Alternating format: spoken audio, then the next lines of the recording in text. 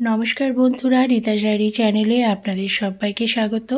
আজকে আমি আপনাদের জানাবো রান্নাঘরে এমন কি জিনিস রাখলে আপনাদের অর্থ ভাণ্ডার বা ধন ভাণ্ডার ফুলে ফেঁপে উঠবে। দেখুন বন্ধুরা, রান্নাঘর কিন্তু আপনার সকলের বাড়িতেই কিন্তু থাকে, সে ছোট হোক আর বড় হোক। এই রান্নাঘর সবসময় পরিষ্কার পরিচ্ছন্ন রাখতে হবে এবং রান্নাঘরে যিনি রান্না করবেন সে হতে পারে আমার মা বা আমাদের দিদি বা কারোর ওয়াইফ, তো যেই হোক না কেন তাকে কিন্তু পূর্ণ সম্মান, পূর্ণ মর্যাদা কিন্তু দেওয়া দরকার। তবেই মা লক্ষ্মী সন্তুষ্ট হবেন। মা লক্ষ্মী সন্তুষ্ট হলেই কিন্তু মা অন্নপূর্ণা সন্তুষ্ট হবেন। মা অন্নপূর্ণা যদি অসন্তুষ্ট হন তাহলে কিন্তু মা লক্ষ্মী কখনোই কিন্তু সেই বাড়িতে থাকেন না।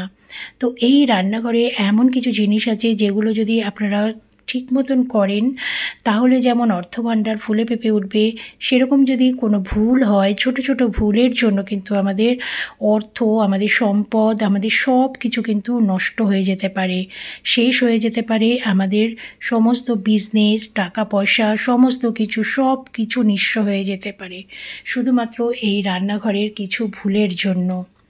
তো সেই জন্য আমি আজকে আপনাদেরকে বলবো যে রান্নাঘরে কোন জিনিসগুলো, ছোট ছোট উপায়গুলো পালন করলে রান্নাঘরের মধ্যে থেকেই কিন্তু আপনাদের সমস্ত কিছু ভালো হবে, আপনাদের বিজনেস ভালো হবে, আপনাদের অর্থের উন্নতি হবে। দেখুন বন্ধুরা, সবার আগে যেটা করবেন, লেবু কি করবেন, এক গ্লাস জলে লেবু চিপে বা লেবু স্লাইস করে করে সেই গ্লাসটা শনিবার দিন বা মঙ্গলবার দিন রান্নাঘরের এক কোণায় রেখে দেবেন।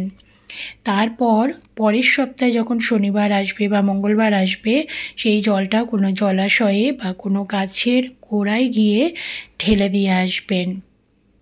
তাহলে কিন্তু রান্নাঘরে যত নেগেটিভ সব কিছু কিন্তু ওই লেবু জলের সাথে চলে যাবে। এটা প্রত্যেক শনি বা মঙ্গলবার আপনারা করতে পারেন। শনি মঙ্গল দুদিনই আপনারা এটা করতে পারেন।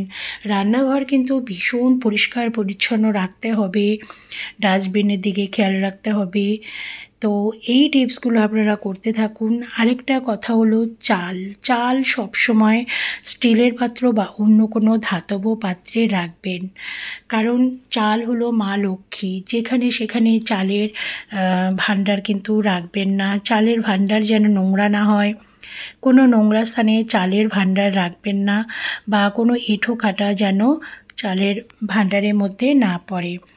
চালের যে টিন সেটা সব সময় পরিষ্কার রাখবেন এবং চাল যেন সব সময় পরিপূর্ণ থাকে।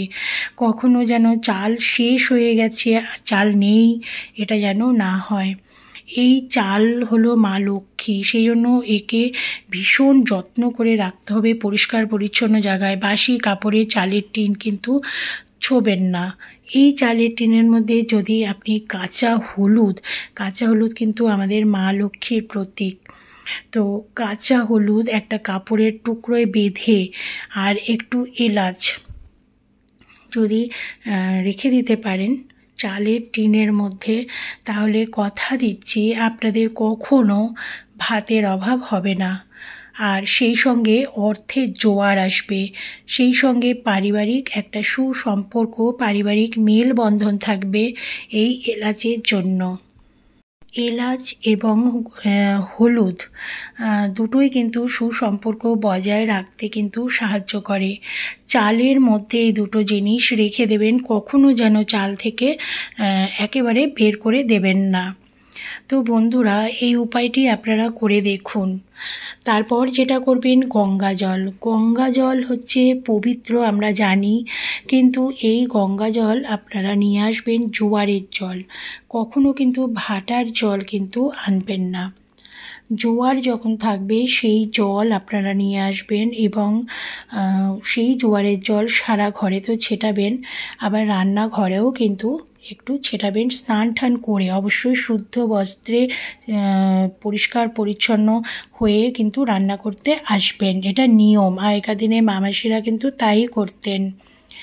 তারপর এক ঘট গঙ্গা জলের মধ্যে তুলসী পাতা দিয়ে রান্নাঘরের একটা কোণায় একটু উঁচু স্থানে, যেখানে এঁঠো কাটা লাগবে না, সেই স্থানে এক ঘট জল আপনি রেখে দিন। 7 দিন ওই জলটা রেখে দেবেন। 7 দিন পর জলটা পাল্টে দেবেন। কোনো গাছের গোড়ায় ঢেলে আবার জোয়ারের জল রেখে দেবেন। ঘরটা ছোটও দিতে পারেন, কোনো অসুবিধা নেই। তো জোয়ারের জল পরিপূর্ণ করে রাখবেন, তাহলে আপনাদের রান্নাঘরে অর্থ ভাণ্ডার কখনোই কিন্তু শেষ হবে না। রান্নাঘরে লবণ কিন্তু খুবই একটা গুরুত্বপূর্ণ জিনিস। এই লবণ কখনো প্লাস্টিকের জারে রাখবেন না, রাখবেন হচ্ছে চীনামাটির পাত্রে। চীনামাটির পাত্রে লবণ রাখা কিন্তু খুবই শুভ, কারণ লবণ কিন্তু ভীষণভাবে পজিটিভ এনার্জি দেয়, নেগেটিভ দূর করতে সাহায্য করে। লবণ দিয়ে ঘর মুছবেন, লবণ জল দিয়ে ঘর মুছবেন, লবণ জল একটু রান্নাঘরে ছেটাবেন। তো লবণ কখনোই প্লাস্টিকের পাত্রে রাখবেন না। যদি চীনামাটি না পান তাহলে কাঁচের জারে হলেও কিন্তু লবণ রাখবেন। লবণ কখনো এঁঠো করবেন না। মেন লবণ কিন্তু রেখে দেবেন অন্য একটা জারে। তারপর যখন সমস্ত রান্না হয়ে যাবে, প্রত্যেক দিন রাত্রেবেলা রান্নাঘরে এই কর্পূর আপনারা জ্বালিয়ে দেবেন। কর্পূরের সঙ্গে আপনারা একটু নিম পাতা বা একটু পুদিনা পাতা একটু দিয়ে দিতে পারেন, বা তেজপাতা, এক এক দিন এক এক রকম দিয়ে দেবেন, দিয়ে জ্বালিয়ে দেবেন। দেখবেন মা লক্ষ্মী কখনও আপনাদের রান্নাঘর ছেড়ে কিন্তু যাবে না। দিনে দিনে আপনাদের অর্থ ফুলে ফেঁপে উঠবে, ব্যবসা বাণিজ্য ফুলে ফেঁপে উঠবে, আপনারা নিজেরাও চিন্তা করতে পারবেন না। অর্থ ভাণ্ডার কখনও আপনাদের কিন্তু ফাঁকা হবে না, অর্থের জোয়ার আসতেই থাকবে, চারিদিক থেকে আপনাদের টাকা পয়সার আগমন হবে। তো বন্ধুরা, আপনাদের কেমন লাগলো আপনারা কিন্তু অবশ্যই জানাবেন। ভালো লাগলে লাইক আর শেয়ার করতে একদম ভুলবেন না। যারা আমার নতুন বন্ধু তারা অবশ্যই একটা সাবস্ক্রাইব করে দেবেন। সবাই ভালো থাকবেন, সুস্থ থাকবেন।